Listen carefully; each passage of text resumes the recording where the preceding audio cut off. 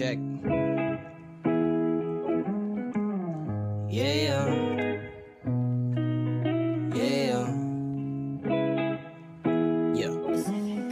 Heto na naman, walang pakialam kung ano ang nangyayari sa pali-paligid. Umaga na naman, anong pakiramdam na walang ibang papasok sa iyong isip ko.